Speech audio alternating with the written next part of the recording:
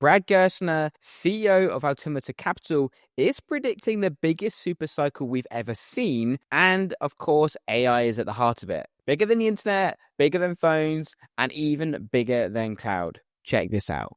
When President Milei gave his speech in Davos last year, and he talked about the rate, the length of time it takes for GDP, global GDP to double. And so we went back and we put numbers around these slides. And I shared this with my kids. For basically 2,000 years, there was very little human advancement. There was very little growth in GDP. It was about hunter-survivor. And it was innovation that started around the late 1800s that started driving global GDP. And that innovation led to this, right? It transformed humanity. Fewer people were dying in childbirth. More people were literate. Rates of happiness went up on a global basis. And so what gets me up every morning, in 1996, I grew up in rural Indiana. I go to law school, and I got into technology when I was young because I thought this might be my path out of this place. In 96, I see Andreessen on the cover of Time magazine for the Netscape browser. I gather my law school classmates around one of the few computers we had in the library. I said, this fucking changes everything. Right now, everybody's going to see the power. And I literally bought a one-way ticket to Silicon Valley, flew out and started walking up and down Sand Hill Road, introducing myself to some people. I wouldn't make my way back to it until 1999, but that was like this profound anthropological belief that this is the thing that drives the world forward. And so when we think about why technology from an investment perspective, I think it's the best free lunch in investing. Right? Technology has out-compounded non-tech for the last 20 years. 20 years ago, technology was 5% of global GDP. Today, it's 15% of global GDP. When we're here 10 years from now, is it going to be higher or lower than 15% of global GDP? Well, of course, it's going to be higher. And I would argue this moment, the birth of this super cycle. I know Bill Gates is speaking here later today. I heard Bill say in 2015 or 2016, Meg Whitman said to him, haven't all the interesting things been done? We have internet, we have mobile, we have cloud. And Bill said, Meg, we won't even start until machines begin to think. Machines don't think today. They're dumb. This is 2015. He's like, when machines begin to think with us, then the world really changes. Of the super cycles that I've been fortunate enough to be a part of, started with internet in 1998, 1999, mobile, cloud, social. This by far is the biggest and most impactful of all of them. And the reason I would argue that is the same reason Gates argued, right? Every single consumer and every single enterprise will reconfigure how they operate, because this machine will now make us all bionic. And I say to my kids, you know, some schools were afraid of kids using ChatGPT. I said, you have to become the best at it. Like, it's like a bionic suit that you get to put on. And the sooner you put on the bionic suit and the better you get at using the bionic suit, the better you're going to be able to, you know, have an impact on whatever you want to do, whether that's in Washington or the movies or technology or whatever. So that's why I'm excited. Okay, so we'll come on to predicting some of the biggest opportunities in AI in just a moment. But Brad starts with technology's impact on humanity. We saw charts of humanity declining. We saw a chart of child mortality declining. We even saw it impacting politics with the amount of democracies going up. We also saw GDP growth, of course, explode and have a huge hockey stick moment over the last sort of 100, 200 years. So a lot of people are potentially worried about AI, but is this likely just going to be the most profound, positive technological impact on humanity that we have ever seen?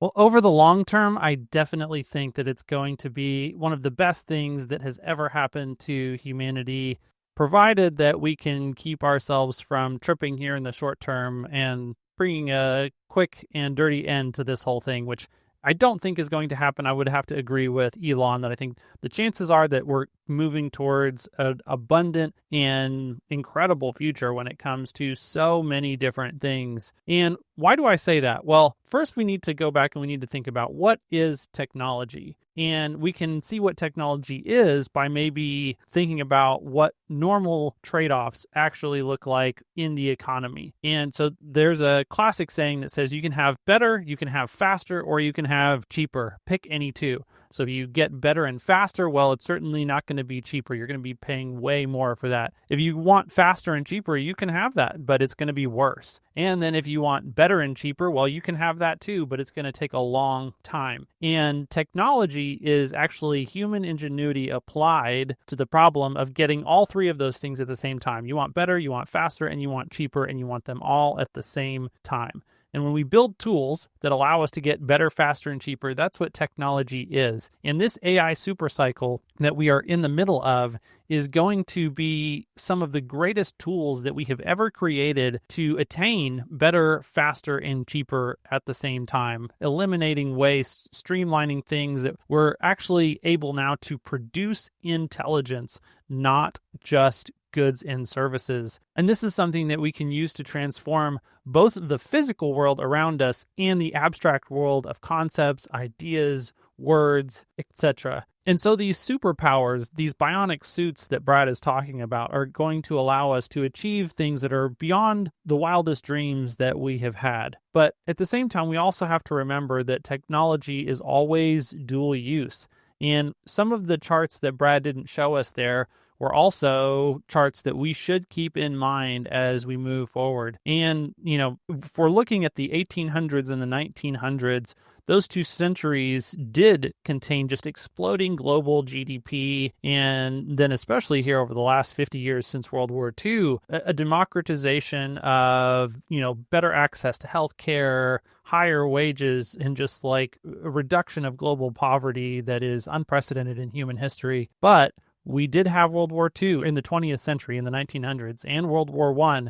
And then the 1800s were also a relatively chaotic time as well. And so these technological disruptions, they produce incredible capabilities that we as humans then use to do some highly positive things and some highly negative things. And that's the thing that we just have to be very mindful of and careful about. And I think it requires, a lot of people to really apply themselves to the process of trying to build robust systems that are able to be flexible and adaptable with changing landscapes. That way that this whole thing can be harnessed in a way that is healthy for humanity. And that is, especially a unique challenge when it comes to AI, because it is something that is going to be so powerful and so intelligent, and potentially more intelligent than humans in a way that is independent and separate from us, which is a challenge we've never had to face before. So it is going to be the biggest thing ever for sure. It's likely to be the biggest positive thing ever for humanity, but there is some negative risk, and we have to be mindful of that. If we focus on the opportunity of AI, why is AI going to be the biggest super cycle we've ever seen? Why then is that going to be such an opportunity for investors? Maybe that's potentially a little bit obvious. So then more specifically, where do you, and this isn't financial advice, where do you think, Hans, these opportunities lie?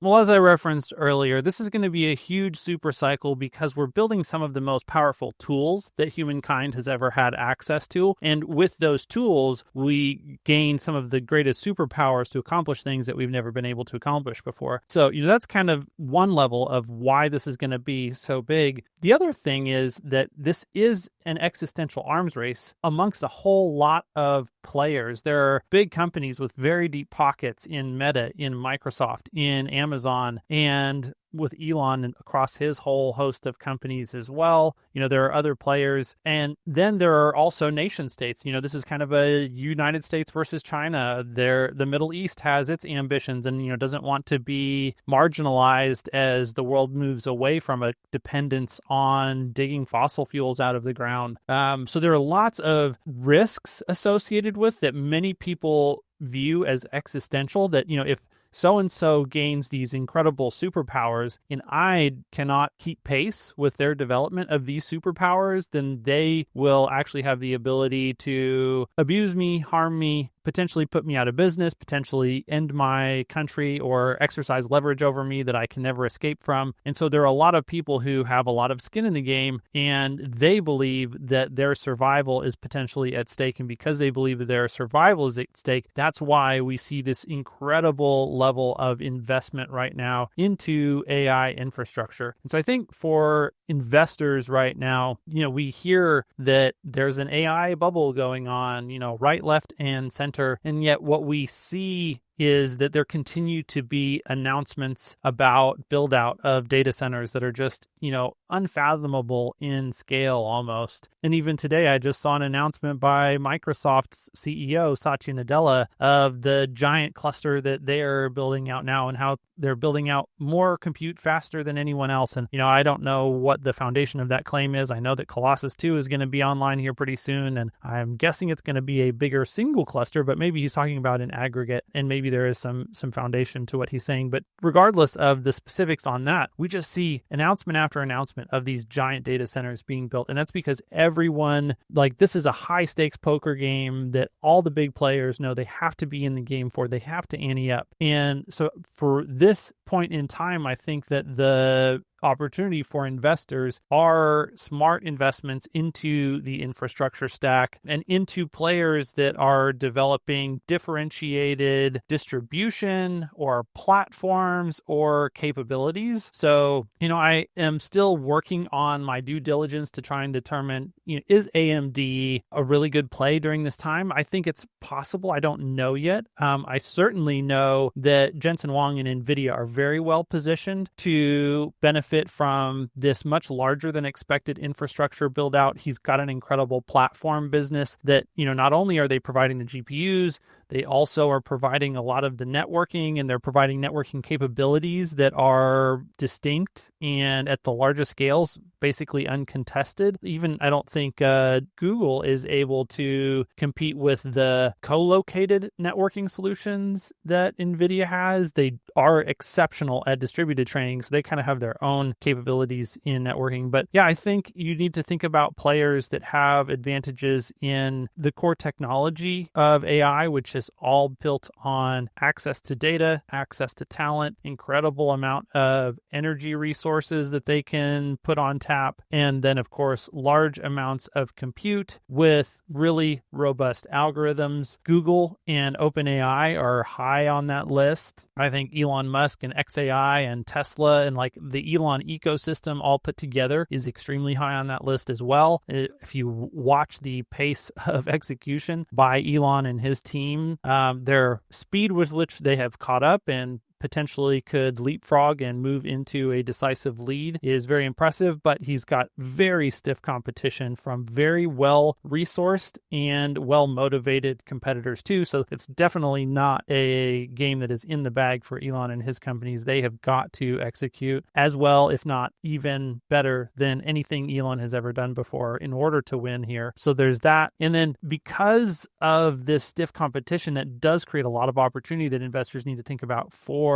capital destruction. And so, I might be somewhat nervous about investing into xAI right now because they're still in the phase of mostly burning capital. Now, I'm not a private investor, so I wouldn't have access to that investment either right now. But, certainly for if I had access to OpenAI, I would be very nervous about that. It's highly one of them is going to win. Whoever wins is going to, or at least one of them will win, potentially more. And any of the ones who win big, obviously you'll make a return on your investment. And based on a power law distribution, if you've got good exposure to a lot of these players, then you should win very well as overall, even if you do lose on some individual bets. And then there are the players like Oracle. There are players like Palantir. I think Palantir is a great bet. Now, their valuation right now does make it a little bit less attractive than it was, a year ago, obviously. But I do think that there's a lot of room left to run for their execution, a lot of TAM that they can continue to grow into. So I don't think that growth story is over and done.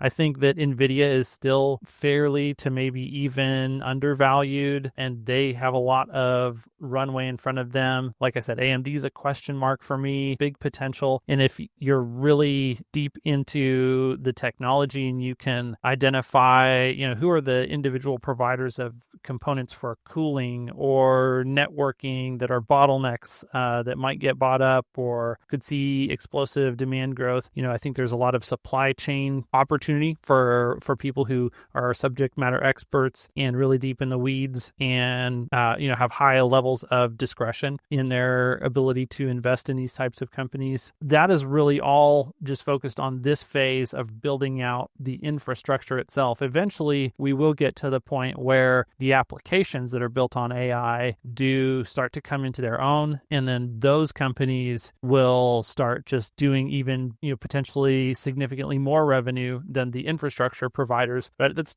not the phase of the super cycle that I feel like we're in yet. So I think right now the play is still infrastructure, and obviously the individual AI frontier models themselves are part of that infrastructure, not just the hardware. And it's going to be a very wild, chaotic, tumultuous time. I don't think this is like the tech and telecom boom and bubble and bust that we saw in the early 2000s. I think there's a lot more meat on the bones of this technology, and it's a much more ready for prime time than the internet was in 2000. But that said, it is still can be frothy in areas. The competitive dynamics of just how much capital is being invested in some of these things might take a little bit longer to produce that ROI than people expect. So it is something that people really do need to invest in with eyes wide open and manage their risk very thoughtfully around. So obviously all of this, not financial advice from my perspective, but that's how I'm looking at analyzing and thinking about investments in this area right now.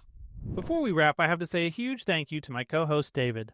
Besides being a great co-host with a great accent, David has been one of the key figures behind the scenes helping me to grow this channel from 1,000 to over 16,000 subscribers and to put out regular shows that reach millions of views every year. When he's not moonlighting with me, he usually works with businesses who want to leverage YouTube to grow their online presence, and he's looking to take on more. If you want to get more clients and more brand awareness for your business using YouTube, I definitely recommend him. You can book a free call with him using the link in the description below.